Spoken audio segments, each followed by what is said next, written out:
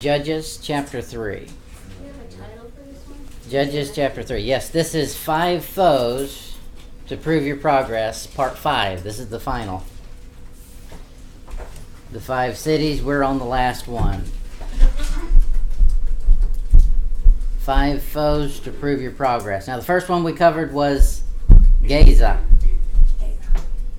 Gaza the Enticer. Remember that one? That was with Samson. And we had Gath. Gath was the intimidator with Goliath. Ekron, the imitator. And Ashdod, the integrator. Today we get Ashkelon. Ashkelon is an insidious ally. All right, I just threw a big word out there for you. Insidious. Insidious. The city's name. Insidious. Oh, Ashkelon. Ashkelon. Does that mean Ashkelon.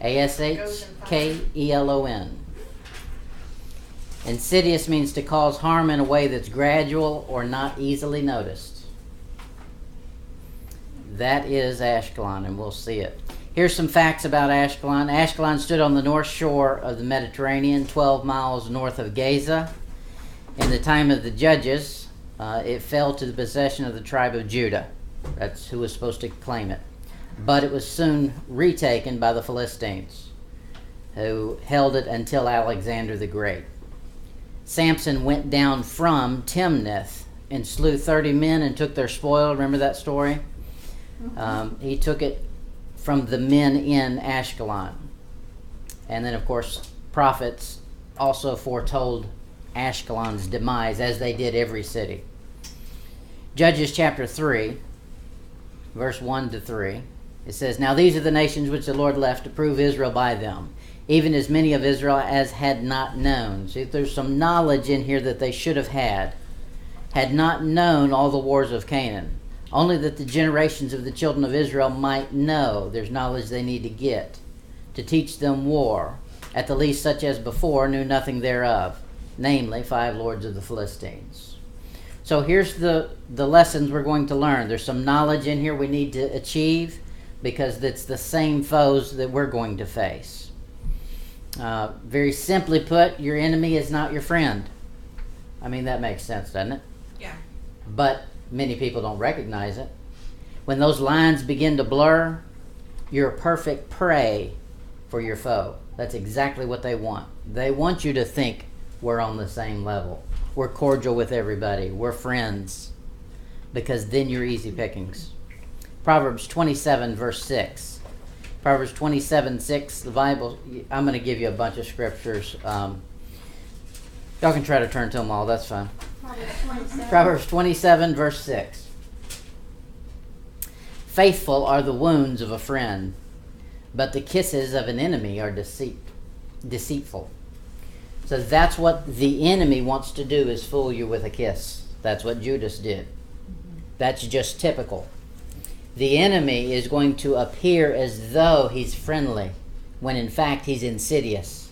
He's planning and plotting your demise, while he's acting just the opposite. He says, "Faithful are the wounds of a friend." So in life, what seems normal and reasonable to the flesh, just the opposite is what is true. Faithful are the wounds of a friend. If a friend wounds you, that doesn't sound real healthy, does it? But he said, that's faithful. That's a good thing. If you need to go in and get surgery, they pull out a knife. They start slicing on you. That wouldn't normally be a good thing. But if they know what they're doing and they're a true friend, it's a good thing. That's what he's saying here. Faithful are the wounds of a friend. So you got to watch out for fake friends. Your circle of influence. You hear a lot these days about your circle of influence, and it's all done by, Norman Vincent Peale and the influence people. But that's not really what needs to be looked at. What needs to be looked at is how your influence, or how your circle of friends are influencing you. Because it's a give and take, and it's more take than it is give. Let's look at Ashkelon in action. First thing we notice about Ashkelon in action is accommodation. That's the first ploy they use, accommodation. Judges chapter 14. This is Samson, and he's given a riddle that he wants some men to solve. And they solve it by decisive means. Judges 14, verse 10. So his father went down unto the woman, and Samson made there a feast, for so used the men to do. And it came to pass, when they saw him, that they brought 30 companions to be with him. So he didn't have any friends there. Y'all know where I am? Mm-hmm. Judges 14, verse 11. So they brought him some friends. Said, look, you don't have any friends in these parts. We're going to bring in some for you. We're going to import some illegal aliens so that you feel like you fit in. And that's what they did. So they brought him 30 people to be his friends that weren't his friends. It takes a while to figure out who your friend is. Yep. You don't just sign up and say, we're friends. No, you need to know a lot about them. In Isaiah 7, verse 2, it says, and it was told the house of David, saying, Syria is confederate with Ephraim. And his heart was moved, and the heart of his people, as the trees of the wood are moved with the wind. That's what happens if the world becomes your ally. It's not the world you're going to influence. The world's going to influence you. And he says there, they're moved like the wind in the trees. In the New Testament, the phrase that matches that is you'll be moved with every wind of doctrine. And that's our country now. The supposed Christians have no idea what doctrine is. Why? Because they've allied with the world so much that now they've moved the direction the world told them to. So they think they're being all spiritual and Christian-like, but they don't know the basics of Christianity. The very first reason that God gave Scripture is doctrine. Most Christians don't have a clue what that is. In 2 Corinthians 6, verse 15. 2 Corinthians 6, 15. So Samson's got some new friends. Or that's the classification they've told him they are. 2 Corinthians 6, 15. And what concord? What's concord? Connection. Yeah, it's what communion? Yes, agreement. Hath Christ with Belial. Okay, so Jesus Christ and the devil don't have any common ground. They don't get along. Or what part hath? Now he's going to compare Jesus Christ and the devil to something. So as just opposed as Jesus Christ is from the devil is what this next part is. Or what part hath he that believeth with an infidel? You are that much separated. Now I'm going to show you that separation is very close. The separation is so close that it's in your body. The flesh is still an infidel. Mm-hmm. But you cannot have agreement with the flesh. The agreement is on the inside, Jesus Christ. That's the only agreement you can have. The world becomes the picture of that. The world wants to be in agreement with you. Let's all just get along and love each other, and where's all the love, man? And all that. But it can't be. Because neither can you get along with just your normal carnal desires. Because that's flesh. That's the world. That's an infidel. Judges chapter 14. Judges 14. Verse 12. So they brought Samson some fake friends. Judges 14:12. And Samson said unto them, I will now put forth a riddle unto you. If you can certainly declare it to me within 7 days of the feast, and find it out, then I will give you 30 sheets and 30 changes of garments. Okay, so he's put a bet out there. He said, I'll bet you can't tell me what this riddle means. But if ye cannot declare it to me, then shall ye give me 30 sheets and 30 changes of garment. But they said unto him, put forth thy riddle, that we may hear it. So what he's done here is, I guess they didn't have the custom of giving gifts for a wedding.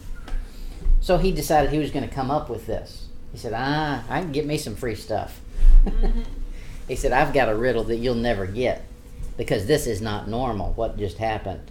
So I'm going to give you a riddle, and by doing this, I'll be able to get 30 sheets, 30 changes of garment. So is this the original? Something for nothing. The original casino? No, this is the original bridal present. Mm. When you go to a wedding, you bring a present. They weren't bringing presents. He devised a way to get him something for free. That was Yes. That would be like the groom's. No, this is what. Yeah, it's the wedding party bringing the present to. Correct. Verse 14. And he said unto them, out of the eater came forth meat, and out of the strong came forth sweetness. And they could not in 3 days expound the riddle. So for 3 days they worked on it and said, hey, this is beyond us. We're just stupid Philistines. How are we going to figure this out? Verse 15. And it came to pass on the 7th day that they said unto Samson's wife, well, it wasn't really his wife yet, but entice thy husband, that he may declare unto us the riddle, lest we burn thee and thy father's house with fire. Have ye not called us to take that we have? Is it not so? So they're going to accommodate her for their means. Say, look, go into Samson and see if you can't convince him to tell you the answer so we can find out. So they're going to act like it's a harmless evil. Okay, look, I know we're cheating, but hey, we're really all the same. And did you really intend to rob us? Is that what you came down here for? You wanted us to come in and be your friends so that you could take everything from us? No, okay, then help us out. It's harmless. And that's what the world's going to do. It's going to give you some harmless evil to participate in. There's nothing wrong with this. It's just a little gray area. Stay away from the gray areas. Turn all gray to black. If it's gray, it's black. Yeah, the real thing that you need to question is what's right with something. Correct. Not what's wrong with something, what's right. Here's the other thing the world does. It will accuse you of falsehood to motivate you to action. See, they said, you brought us down here to take everything we have. Well, that was a lie. We already saw from the story the reason she got them was so that he had companions for the ceremony, for the feast, because he didn't have any friends there. But they say, you brought us down here so you could rob us.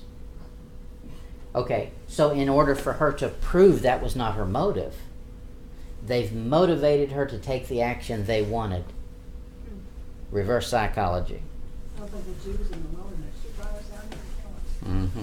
Verse 16. And Samson's wife wept before him and said, Thou dost but hate me, and lovest me not. Thou hast put forth a riddle unto the children of my people, and hast not told it me. And he said unto her, Behold, I have not told it my father and my mother, and shall I tell it thee? How special. Who do you think you are? Her accommodation has maligned her allegiance. You see this? She's no longer loyal to Samson. Her loyalty has switched to this people who just threatened to kill her and her family. That doesn't make any sense. She's scared. Yeah. She's moves her allegiance. And the world knows that that's what they can do. They can threaten you, and if you're willing to give in to the threat, your allegiance will switch. We saw that with Goliath. Verse 17. And she wept before him 7 days, while their feast lasted. And it came to pass on the 7th day that he told her, because she lay sore upon him. And she told the riddle to the children of her people. And the men of the city said unto him on the 7th day, before the sun went down, What is sweeter than honey? And what is stronger than a lion? And he said unto them, If ye had not plowed with my heifer, ye had not found out my riddle. That makes me giggle. Mm-hmm. That's right. He said, so you were plowing with my heifer. You came over here and stole. You stole the answer. You didn't get it by proper means. You didn't play the game the way it was intended. Verse 19, and the Spirit of the Lord came upon him, and he went down to Ashkelon, that's our city, and slew 30 men of them, and took their spoil, and gave changes of garments unto them which expounded the riddle, as his anger was kindled, and he went up to his father's house. But Samson's wife was given to his companion, whom he had used as his friend. Okay, so Samson did something here. He fell into the trap that they had set. Now he begins to think just like them. Okay, so Samson has accommodated this same wicked thinking of no cost to responsibility. They had given him the answer. If the broken rule had been the issue, he would have said, you broke the rule, you don't get the goodies. But he didn't think the broken rule was that big a deal. Rules were made to be broken. He broke them his whole life. Matter of fact, him marrying this woman was breaking the rule.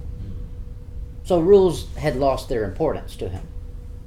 So now, in order to play the same way they're playing, he goes and does more wicked than what they're doing. He goes down and kills 30 men. He goes to Ashkelon. Now, I don't know this for sure, but it says that they brought him 30 men. So she's in Timnah. She's probably getting her kinfolk out of Ashkelon to come up and be his companions for the wedding. So he says, I'll fix you. I'll just go down there and kill me 30, and then you can have your neighbor's stuff. That way it doesn't cost me anything. He didn't have to go back to Samaria and buy anything. Ashkelon in action. That's the accommodation. The next thing we'll see is the betrayal. The betrayal. 2 Samuel 13:3. 2 Samuel 13:3. This is a famous story. Well, I say famous. It may not be that well known, but it is a good story that needs to be well known. 2 Samuel 13:3. But Amnon had a friend whose name was Jonadab, the son of Shimei, David's brother, and Jonadab was a very subtle man. Okay, so who is this? This is David's son from Ahinoam, the Jezreelitess, his one of David's wives. Amnon is cousins with Jonadab. So he goes to his cousin and gets advice on how to, in essence, rape his sister. And Amnon gives him advice on how to go about doing it. This is an important story on friendship. Very important. You need to know this story. Amen. Proverbs 27:17. Proverbs 27:17. This verse is normally quoted in a positive light, but it's just a fact, and how you use it either becomes positive or negative. Proverbs 27:17. Iron sharpeneth iron, so a man sharpeneth the countenance of his friend. You're either sharpening a knife to have a street fight, or you're sharpening a knife to be a scalpel in the operating room. But your acquaintances are going to sharpen something. What your acquaintance is doing. So Jonadab here becomes a sharpening tool for destruction. 2 Samuel 13:28.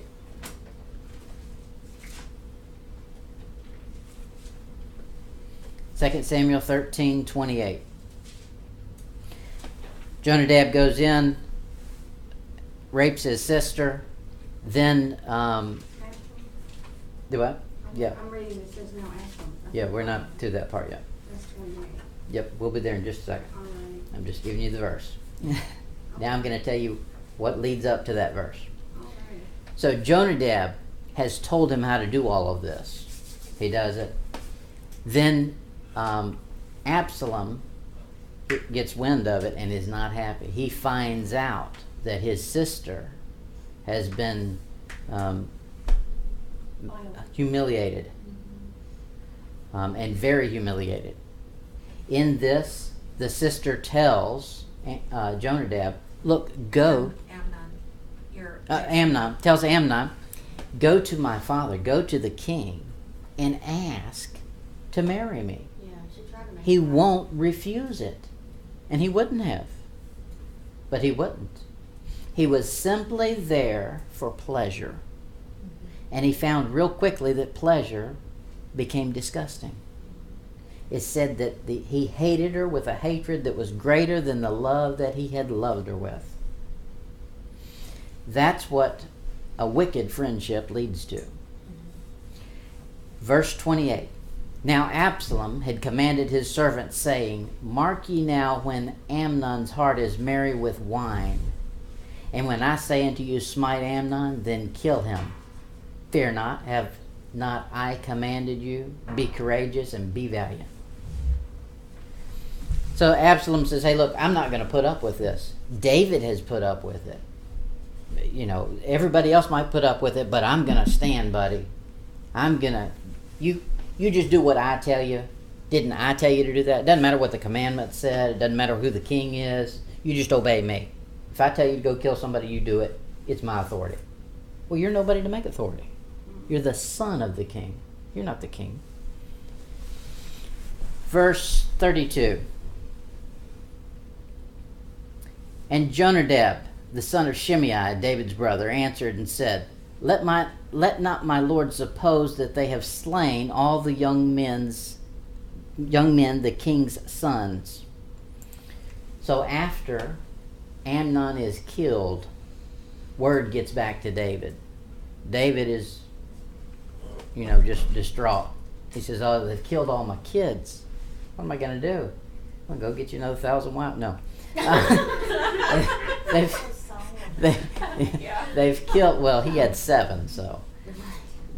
They've killed my wives, or they killed my sons, and then that telephone game, where everybody passes the message and it gets all messed up. That's what happened here. So David thought all his kids were gone. Well, Jonadab is going to come up and give him the real fact of the matter. You remember who this is? Jonadab is the one who gave Amnon the advice and the plan to rape his sister. Well, this is the guy that's going to come in and talk to the king. He says, for Amnon only is dead. Only? Wasn't that your friend? Don't worry about it. It wasn't a real big deal. It was just Amnon that died. Wasn't that your friend? For by the appointment of Absalom, this hath been determined from the day that he, should have said we, forced his sister Tamar. So he's turned the tables here. He's betrayed his friendship. He's lied about it. Amnon only is dead. It's not a big deal. It was just Amnon. No, that was your friend. Matter of fact, he was such a friend that y'all cooked up a plan together that caused him to die. Look at chapter 15. They're all in this together. Jonadab was at the party with Absalom. Weird. Yes. That's how he knew that it was only Amnon that died. Birds of a feather flock together. Absalom wasn't any good either. 2 Samuel 15, 1-3. And it came to pass after this that Absalom prepared him chariots and horses and 50 men to run before him. And Absalom rose up early and stood beside the way of the gate. And it was so that when any man that had a controversy came to the king for judgment, then Absalom called unto him and said, Of what city art thou? And he said, Thy servant is of one of the tribes of Israel. And Absalom said unto him, See, thy matters are good and right, but there's no man deputed of the king to hear thee. He said, look, I'm the one that makes rules. Matter of fact, the rules I make are better than David's, the king. Because I took care of Amnon. When he did what he shouldn't have done, I handled it. So then he gets an overinflated self-worth in his mind. Oh, I'm pretty smart. I really should be the king. And I can't wait for my dad to die. I need to get on that throne now. He's going to destroy this country. Let me take care of it. So he goes and starts supplanting. He finds people that have a grievance. He comes in and he says, look, I really, if it was me, I used to do this. When we were in Bible school, we had friends that had, little kids, and they'd be correcting their kids. And I would say, if you were my little boy or my little girl, I would let you do anything you want. We would have a chat. That's what Absalom's doing. He's saying, hey, look, come to me, if I was on the throne, if it was my decision, and I was put in charge, you've got you have a very good point here. I agree with you, man. We're on the same team. That is in verse 3. Thy matters are good and right, but there's no man deputed of the king to hear thee. The king has not understood your matters. I do. You have to work for your allowance? Oh, what is that? Yeah. That's terrible. Now let's watch the con man, Absalom, get conned. That's the problem with being a con man. You get conned too.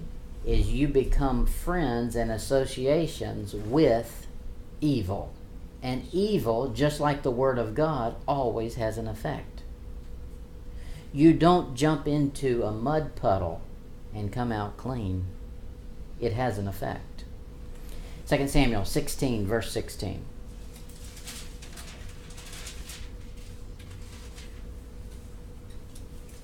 Second Samuel 16, verse 16 to 18. Now Absalom has usurped the throne. David has fled. And it came to pass when Hushai the Archite, David's friend, okay, David had a friend, was come to Absalom, that Hushai said unto Absalom, God save the king, God save the king. Okay, so David has cooked up a plan. He said, look, I need eyes and ears back in Jerusalem. You're my friend, I trust you. Go back there and con the con man. That's what happens. Verse 17. And Absalom said to Hushai, is this thy kindness to thy friend? Is this the way you treat a friend? I know you and my dad were friends. Why wentest thou not with thy friend? Your best friend is out there running for his life and you're coming over here to me? That doesn't make any sense. Okay, that should have been enough for him. But he's already associated himself with evil. It's affected his mind. Verse 18. And Hushai said unto Absalom, nay, but whom the Lord and this people and the men of Israel choose, this will I be, and with him will I abide. So, he says, my friendship is for sale. Absalom says, well, hey, so is mine. That's how I got into position. I'll buy into that story. And that became his demise. That's how David got intelligence, was through this man. Friendship is an emotional connection. That's normal. That's just a fact. When you are a friend with somebody, you accept certain things, they tell you certain things, and whether you like it or not, you accept it, and you get over it, and you look over a lot of things. Mm-hmm. But that friendship, that emotional connection has got to be subservient to God. Amen. You have got to view your friendship with God as more important than any emotional connection on earth. Amen. Otherwise, you've made the emotions of this life God. There is an option to reverse this process. If you find yourself in this position and you've messed it up, you can stop it, and let me show you how. 2 Samuel 19, verse 6.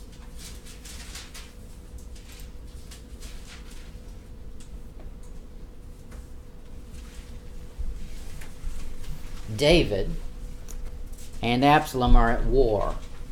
Absalom comes after him. David says to all the army, look, don't hurt Absalom. Whatever you do, you can kill all the rest of them, that's fine. Don't hurt Absalom. Don't touch him. Bring him to me. Joab kills Absalom. He says, kills him. He's the one that started the trouble. Yeah. Wait a minute, Yeah. is Joab and Jonadab the same person? No. Joab is the captain of the army, Okay. the general. Joab kills him. And here's what happens after this. After this, David's just crying and moaning and complaining. Oh, Absalom, Absalom, my son, I would God I died for thee, Absalom. Okay. He's not praising his men who kept him alive. He's not said, good job for giving me back the kingdom. He's not done all that. He's weeping over the enemy dead.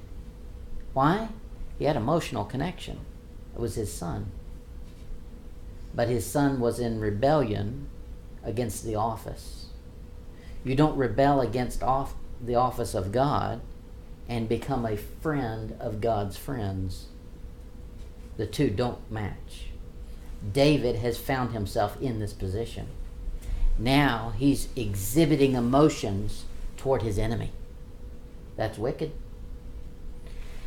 Verse 6, 2 Samuel 19:6. This is Joab talking. In that thou lovest thine enemies and hatest thy friends. For thou hast declared this day that thou regardest neither the princes nor servants. For this day I perceive, if Absalom had lived, and all we had died, then it had pleased thee well. He said, look, here's the impression you're given. By siding with your emotional connection and ignoring the facts that should be legitimate, you have you've lost the priority of the kingdom. The office of king should have a high respect and authority. But once you have made Absalom's death, your enemy's death, such a tragedy, you've said the authority of a kinghood doesn't really matter. So he reverses it. Now he cleans up and he does praise his men and try to get over this emotional connection. That's how you reverse it. When you find that you're the enemy of God, or a friend of yours is the enemy of God and God has judged them, if they are wicked, you don't emotionally connect and console them. Why? Because that makes you the enemy of God, just like they were. Mm-hmm.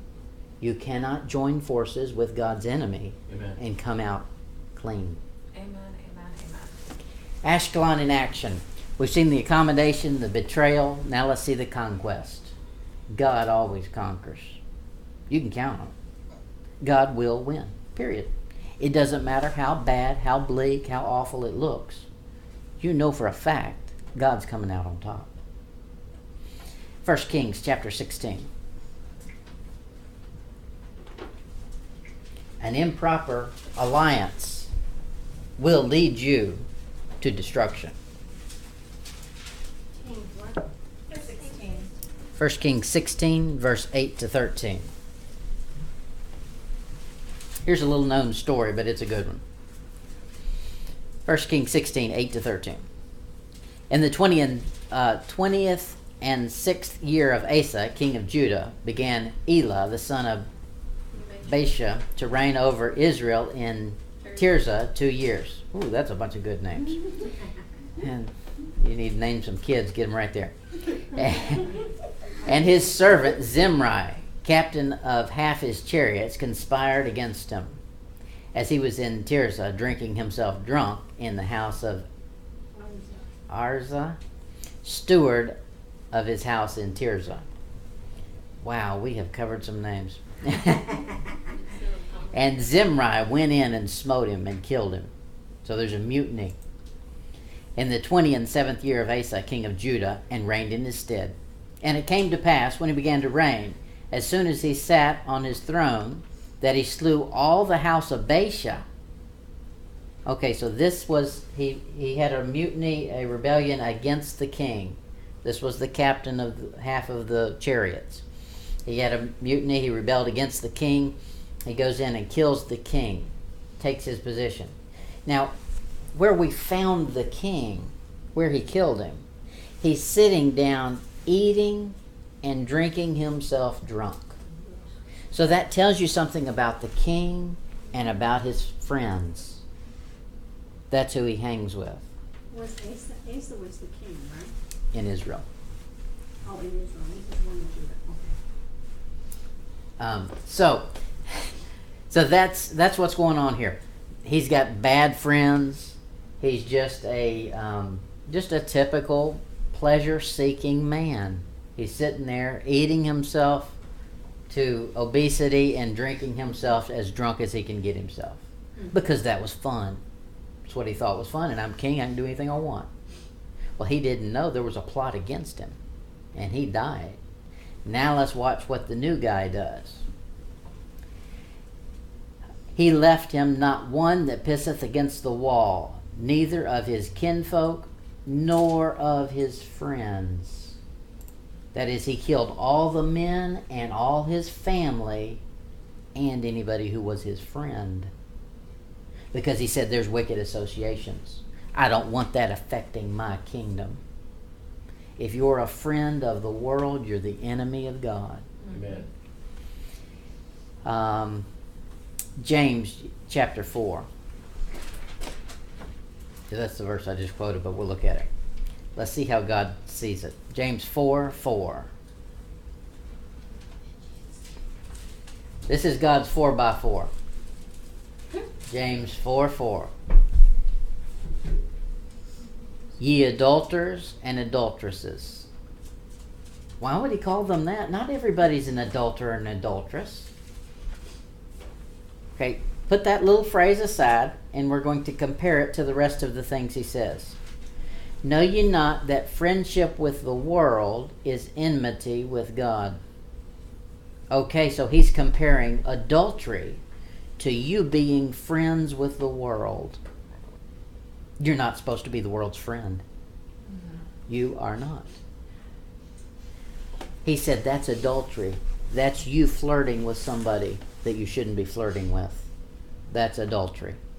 Whosoever therefore will be a friend of the world is the enemy of God. God is saying you're committing adultery. Obviously, he's talking to Christians, because the world is the world. So the world's going to be friends with the world. So who he's talking to should not be friends with the world. And he says, you can become mine enemy.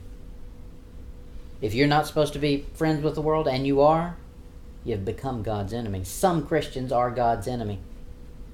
That's what he's saying. 2 Chronicles 18.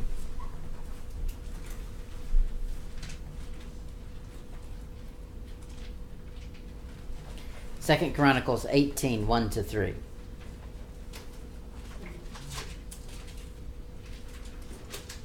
Second Chronicles 18. 18, 1-3.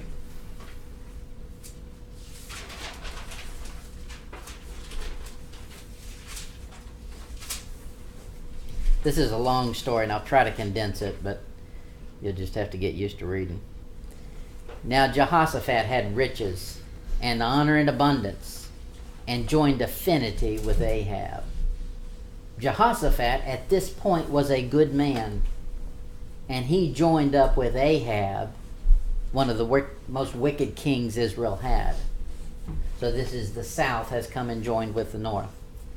Well, the south should have won. No. Verse 2. And after certain years he went down to Ahab to Samaria, and Ahab killed sheep and oxen for him in abundance. Okay, so they're going to have a good old time. And for the people that he had with him, and persuaded him to go with him to Ramoth Gilead. So now Ahab has conned Jehoshaphat.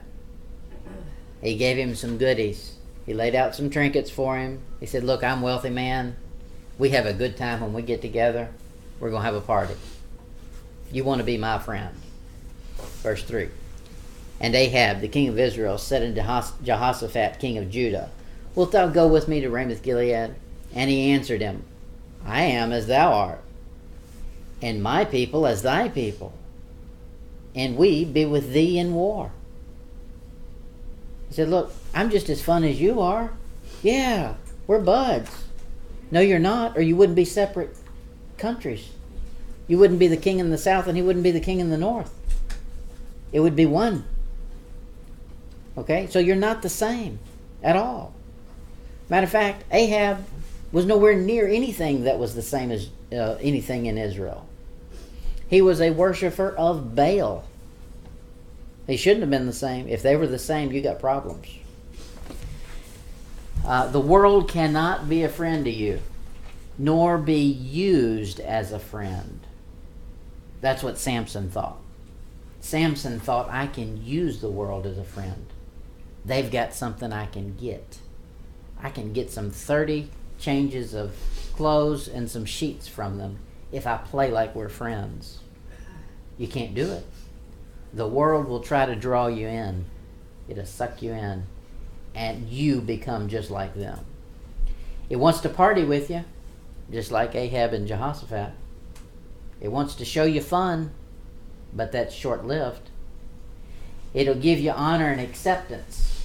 You're just like me, we're just like each other. Come on, let's go do something fun. Help me out a little bit, and we'll get back to partying.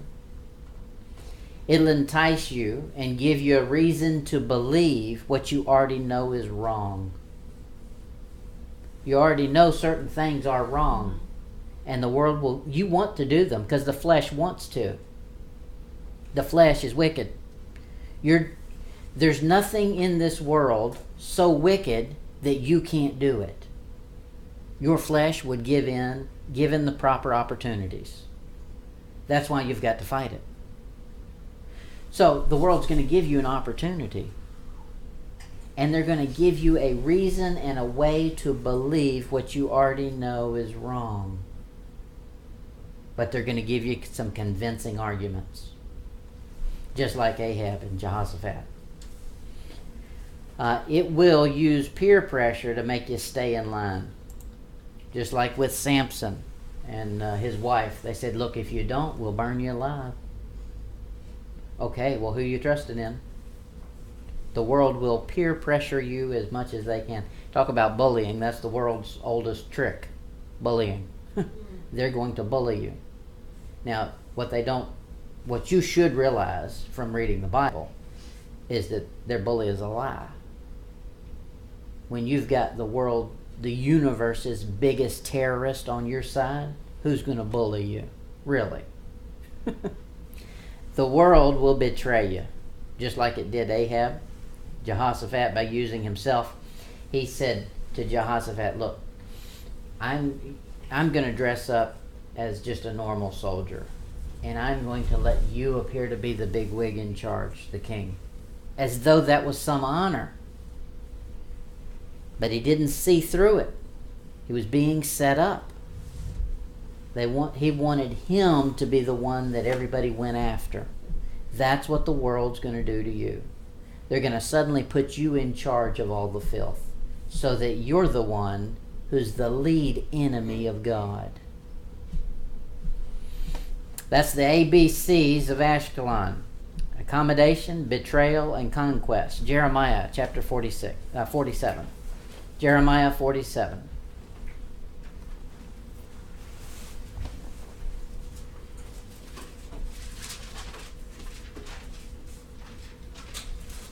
Jeremiah 47 verse 5.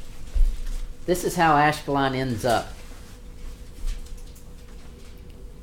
And this is how your enemy Ashkelon nowadays will end up, according to what God says. Baldness has come upon Gaza. Ashkelon is cut off with the remnant, somebody's been mixing in there, of their valley. How long will thou cut thyself? Verse 7. How can it be quiet, seeing the Lord hath given it a charge against Ashkelon, and against the seashore? There hath he appointed it. God's appointed a day that he's going to judge. And if you're involved in Ashkelon, you're friends with Ashkelon, the appointment will stand and destruction will come. God will prevail because he's appointed. He set it up. And he said in verse 5 that there's a remnant there. That is, it's a mixed multitude. There's some people in there that shouldn't be in there. So watch your friends, watch your associations. All right, that's all the happiness we have for the morning. We can pray and get to some victuals. Heavenly Father, we thank you for your word. We pray that we would remember these things as we interact with the people around us, and that we would view our friendship with you as greater than any human interaction that we could have. And thank you for this food. In your name we pray. Amen.